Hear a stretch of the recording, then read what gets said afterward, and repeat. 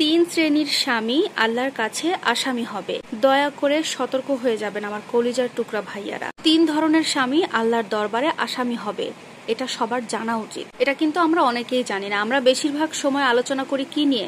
মহিলারা স্বামীর কি কি করলে বা কি কি না করলে আল্লাহ তার উপর অসন্তুষ্ট হবে বা জাহান্নামী হবে, এই সমস্ত বিষয় নিয়ে কিন্তু আলোচনা সব ক্ষেত্রে সব জায়গায় একটু বেশিই করা হয়। কিন্তু আমাদের স্বামীদেরও যে আল্লাহ তাআলা কিছু অপরাধের কারণে ধরবেন, কিছু অপরাধ করার কারণে আল্লাহ তাআলার দরবারে কিয়ামতের দিন তারা আসামি হবেন, এটা অনেকেই জানতে চায় না বা জানার দরকার বলে মনে করে না।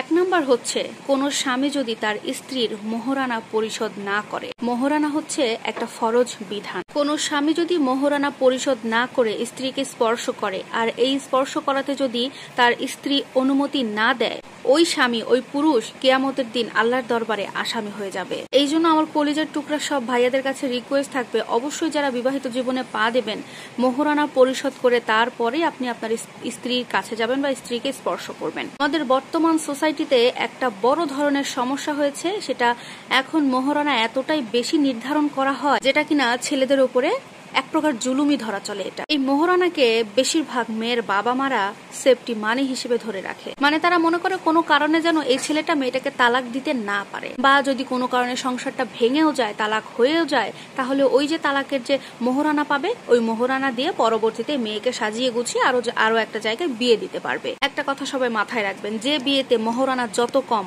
ওই বিয়েতে আল্লাহ তাআলার বরকত তত বেশি থাকে।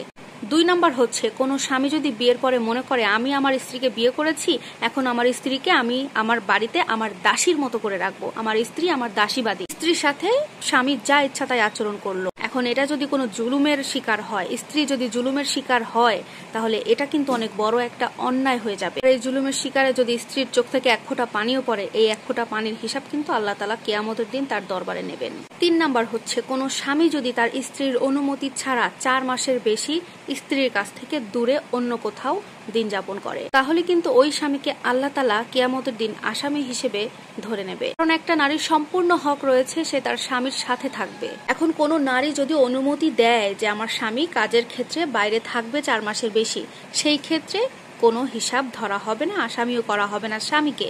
কিন্তু কোনো স্বামী যদি তার স্ত্রীর অনুমতি ছাড়া 4 মাসের বেশি যদি স্ত্রী থেকে দূরে থাকে, দূরে অবস্থান করে, তাহলে ওই স্বামীকে আল্লাহ তাআলা আল্লাহর কাঠগড়ায় দাঁড় করিয়ে আসামি হিসেবে সাব্যস্ত করবে। আর এই 3 ধরনের স্বামীকে আল্লাহ তাআলা আল্লাহর কাঠগড়ায় কিয়ামতের দিন হিসাবে আসামি হিসেবে ধরে নেবেন। সুতরাং প্রিয় ভাইয়েরা আমার, অবশ্যই বিবাহিত জীবনে পা দেওয়ার আগে এই 3টি কাজ অবশ্যই মেনে চলবে। আশা করছি আমার এই ভিডিওটি আপনারা সবাই পছন্দ করেছেন বা পছন্দ করবেন। ভালো লাগলে লাইক, কমেন্ট, শেয়ার করতে একদম ভুলবেন না। আল্লাহ হাফেজ।